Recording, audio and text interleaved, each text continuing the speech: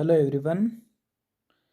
Last class में हमने पढ़ा था कि अर्थशास्त्र के क्षेत्र में 3 बातों को शामिल किया जाता है। अर्थशास्त्र की विषय सामग्री, जिसमें हमने आर्थिक क्रियाओं के बारे में पढ़ा था कि आर्थिक क्रिया को 5 भागों में डिवाइड किया गया है: उपभोग, उत्पादन, विनिमय, वितरण, राजस्व।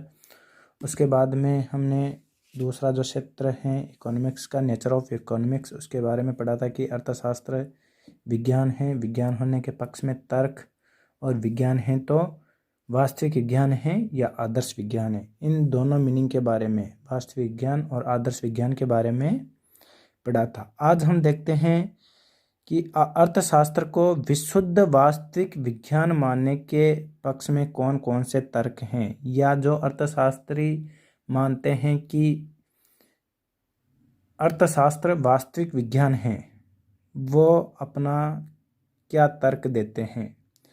पहला बिंदु है वास्तविक विज्ञान तर्कों पर आधारित। वास्तविक विज्ञान तर्कों पर आधारित होता है क्योंकि तर्क के आधार पर यह बताना कठिन है कि क्या होना चाहिए और क्या नहीं होना चाहिए। अतः अर्थशास्त्र को वास्तविक विज्ञान मानना ही उपयुक्त है, जबकि आदर्श विज्ञान का आधार मनोवैज्ञानिक भावना है। दूसरा जो बिंदु है श्रम विभाजन के सिद्धांतों के अनुकूल। श्रम विभाजन का सिद्धांत क्या कहता है? श्रम विभाजन का सिद्धांत कहता है कि प्रत्येक व्यक्ति को केवल वही कार्य दिया जाए जिस कार्य को करने में उसे दक्षता प्राप्त हो, तब तो उत्पादन में वृद्धि होगी, अन्यथा नहीं होगी।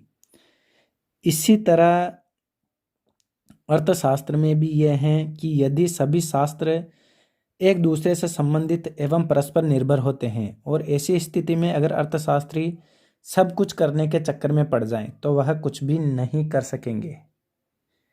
अतः रॉबिन्स के अनुसार श्रम विभाजन के नियमों के अनुकूल अर्थशास्त्री का कार्य आर्थिक समस्याओं के विश्लेषण तक ही सीमित रहता है। नीति निर्देशन का कार्य शास्त्री का है। अतः अर्थशास्त्र को विशुद्ध वास्तविक विज्ञान मानना उपयुक्त है, क्योंकि क्या होना चाहिए और क्या नहीं होना चाहिए यह नीति शास्त्र बताता है। इस वजह से यह एक अलग पाठ माना जाना चाहिए।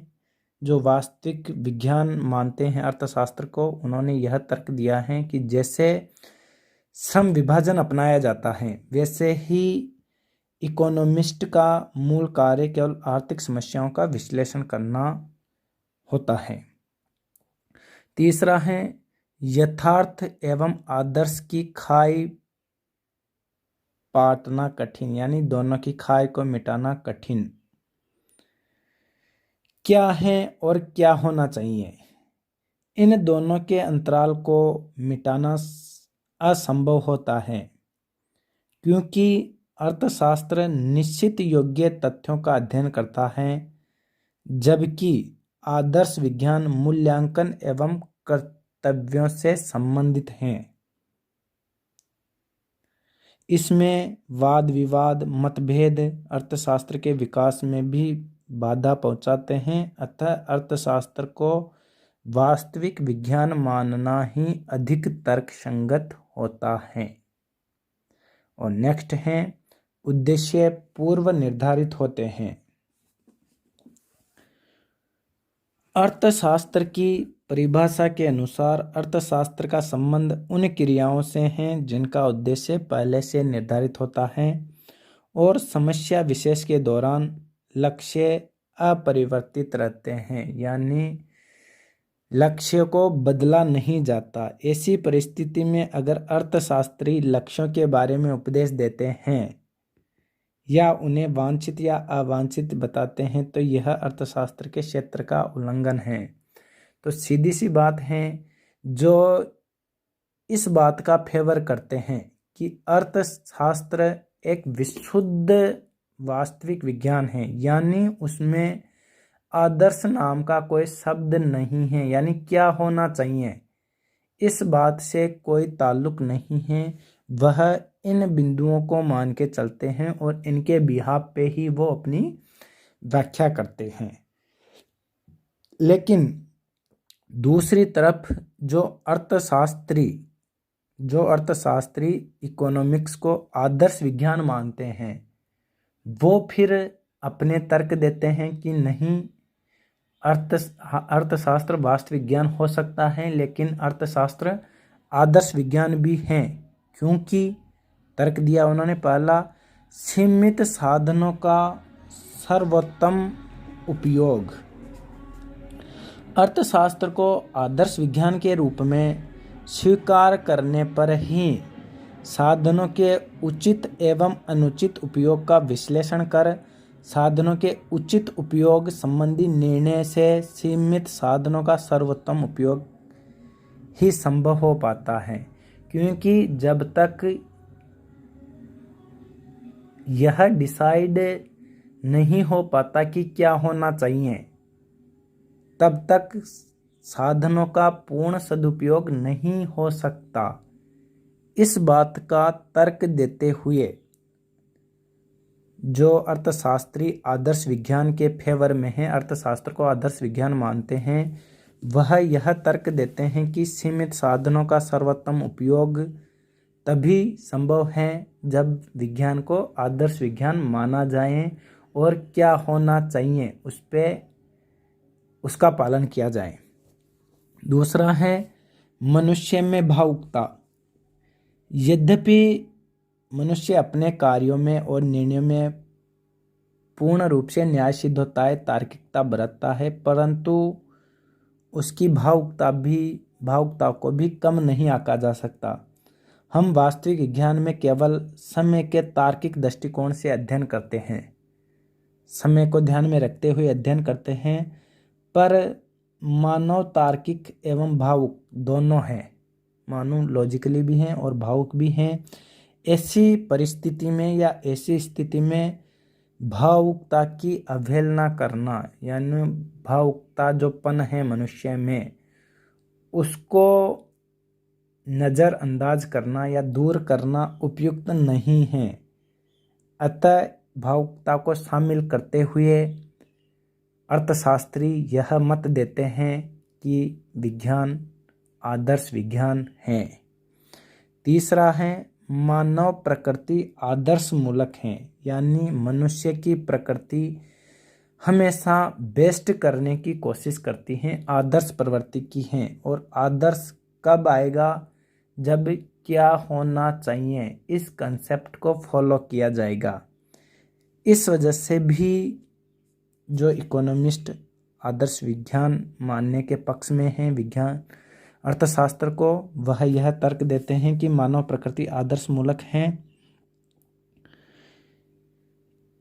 वेबलन इकोनॉमिस्ट थे, वो कहते हैं कि मानव प्रकृति हमेशा प्रभावी कार्य करने तथा बेकारी प्रयत्नों से बचने की होती है।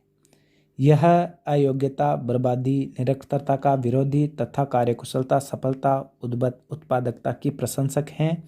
अतः एक अर्थशास्त्री को समस्याओं के अन्वेषण में अपनी भावनाओं तथा दृष्टिकोण की अवहेलना नहीं कर सकता। अतः एक अर्थशास्त्री मानव व्यवहार के अध्ययन में उसके आदर्शात्मक पहलू की उपेक्षा नहीं कर सकता, यानी जो मानव के आदर्श गुण हैं उनकी उपेक्षा नहीं की जा सकती।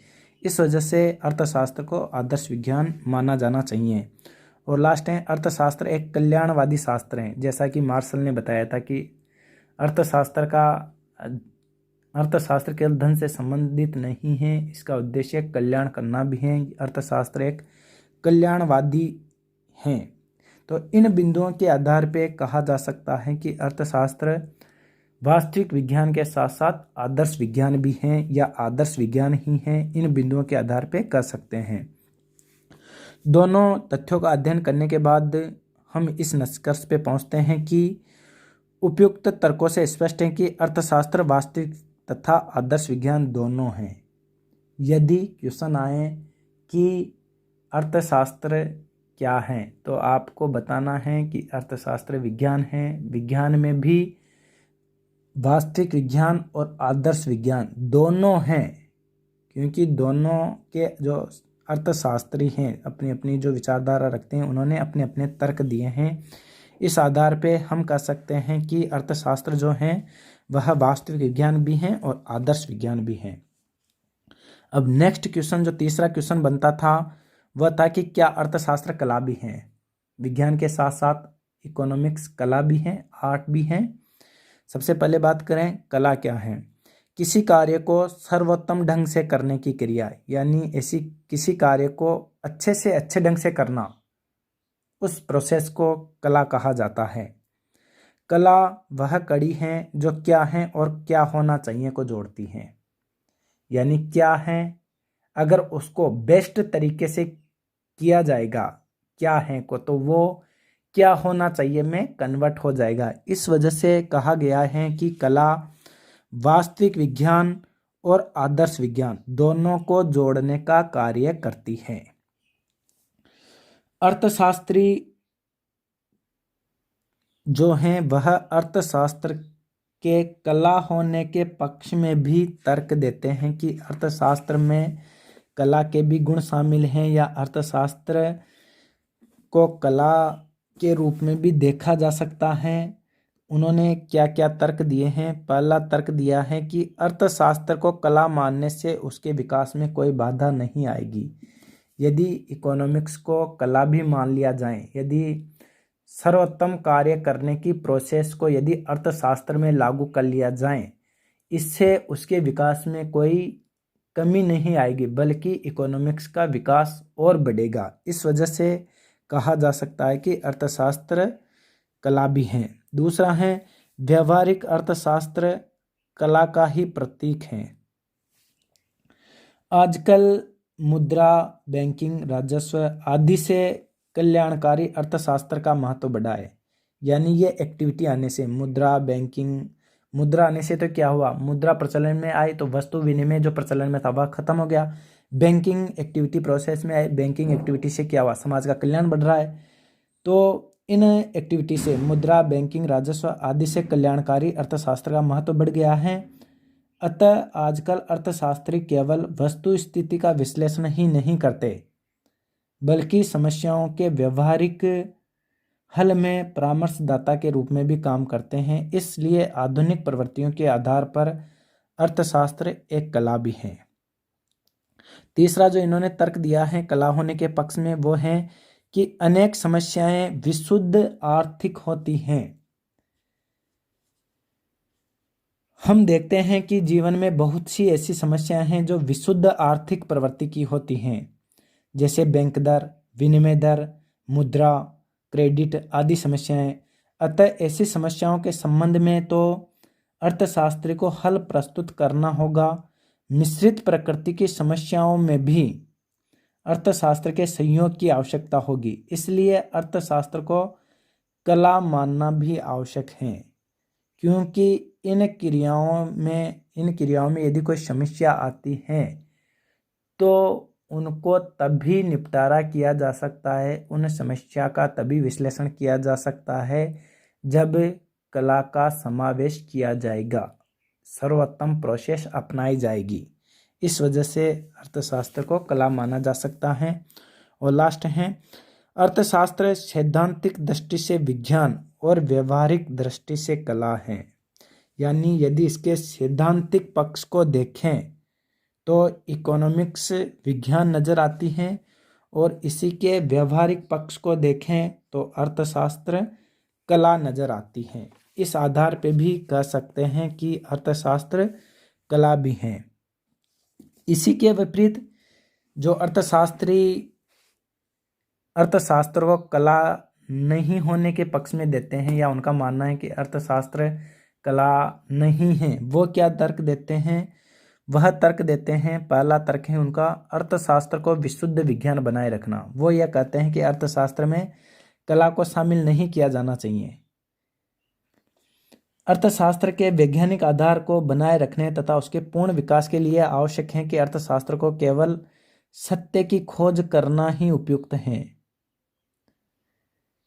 इसलिए कहा गया है कि अर्थशास्त्री एक निर्णायक न होकर एक विशेषज्ञ गवाह के रूप में होना चाहिए। यानी यदि सीधा सा मीनिंग है, यदि अर्थशास्त्र में यदि कला का समावेश कर लिया जाएगा तो फिर वह विज्ञान भी नहीं रहेगी, इनका यह मानना है। यदि इस वजह से ये अर्थशास्त्री जो कला होने के पक्ष में नहीं है, उनका मानना है कि यदि इकोनॉमिक्स को विज्ञान बनाए रखना है, अगर उसे विशुद्ध विज्ञान बनाए रखना है तो फिर कला को उसमें नहीं जोड़ा जाना चाहिए। दूसरा इन्होंने तर्क दिया है वह यह है कि कला और विज्ञान एक दूसरे से भिन्न है। कला क्रिया है और विज्ञान ज्ञान है। विज्ञान जानकारी प्रदान करता है और कला करने के ढंग को बताती है। विज्ञान व्याख्या एवं खोज करता है, जबकि कला निर्देशन से व्यवहारिकता की ओर ले जाती है। इस वजह से इन्होंने विज्ञान और कला को एक दूसरे से भिन्न बताया है और कहा है कि अर्थशास्त्र को कला के रूप में नहीं देखा जाना चाहिए। और तीसरा इन्होंने जो तर्क दिया है वह है कि समस्याओं की प्रकृति विशुद्ध आर्थिक नहीं होती, इस वजह से इनको कला नहीं माना जाना चाहिए। निष्कर्ष रूप में हम पहुंचते हैं कि इन तथ्यों के आधार पर कहा जा सकता है कि अर्थशास्त्र वास्तविक विज्ञान, आदर्श विज्ञान तथा कला तीनों हैं। यदि अर्थशास्त्र की प्रकृति पे बड़ा क्वेश्चन आता है तो आपको बताना है कि इकोनॉमिक्स विज्ञान है, विज्ञान में वास्तविक विज्ञान और आदर्श विज्ञान दोनों हैं, साथ ही साथ अर्थशास्त्र कला भी हैं। अर्थशास्त्र वास्तविक विज्ञान के रूप में आर्थिक तथ्यों का यथावत अध्ययन करता है। अर्थशास्त्र वास्तविक विज्ञान के रूप में आर्थिक तथ्यों का यथावत अध्ययन करता है। आदर्श विज्ञान के रूप में क्या होना चाहिए का आदर्श उपस्थित करता है तथा एक कला के रूप में इच्छित उद्देश्यों की पूर्ति के लिए साधन एवं उपाय ढूंढता है। इस वजह से इन तीनों तर्कों के आधार पर कह सकते हैं कि अर्थशास्त्र विज्ञान है, विज्ञान में आदर्श एवं वास्तविक विज्ञान दोनों हैं, साथ ही साथ कला भी हैं। अर्थशास्त्र के क्षेत्र की सीमाएं भी बताई गई हैं, सीमाओं पे नज़र डाल लेते हैं एक बार। पहली सीमा है अर्थशास्त्र में केवल मानवीय क्रियाओं को समावेश किया जाता है, यानी पशु पक्षी इनकी जीव जानवर जंतु हैं उनकी क्रियाओं को शामिल नहीं किया गया। दूसरा है अर्थशास्त्र में मानव की आर्थिक क्रियाओं का अध्ययन, यानी अर्थशास्त्र में केवल मानव की उन्हीं क्रियाओं का अध्ययन किया जाता है जो धन उपार्जन के उद्देश्य से जुड़ी हुई हैं। इसी वजह से पिगू ने जो निर्धारण किया था, यानी कल्याण को दो भागों में डिवाइड किया था, आर्थिक कल्याण और गैर आर्थिक कल्याण। इकोनॉमिक्स में आर्थिक कल्याण का ही अध्ययन किया जाता है। आर्थिक कल्याण क्या था, जिसको मॉनेटरी टर्म्स में मेजरमेंट किया जा सके। तो यह भी अर्थशास्त्र के क्षेत्र की सीमा है कि मानव की केवल उन्हीं क्रियाओं का अध्ययन करते हैं जिनका संबंध धन से है। और तीसरी सीमा है अर्थशास्त्र सामाजिक, वास्तविक एवं सामान्य मनुष्य की क्रियाओं का अध्ययन करती है। यानी जो रॉबिन्स ने बताया था वो यही है कि अर्थशास्त्र सामाजिक, वास्तविक एवं सामान्य मनुष्य की क्रियाओं का अध्ययन करती है। रॉबिन्स ने ही, मार्शल ने कहा था कि अर्थशास्त्र सामाजिक, वास्तविक या सामान्य मनुष्य की क्रियाओं का अध्ययन है। इसमें उन्होंने साधु सन्यासियों को शामिल नहीं किया गया था, तो ये भी थोड़ा दोष है। इस वजह से अर्थशास्त्र के क्षेत्र की ये सीमाएं बताई गई है। धन्यवाद।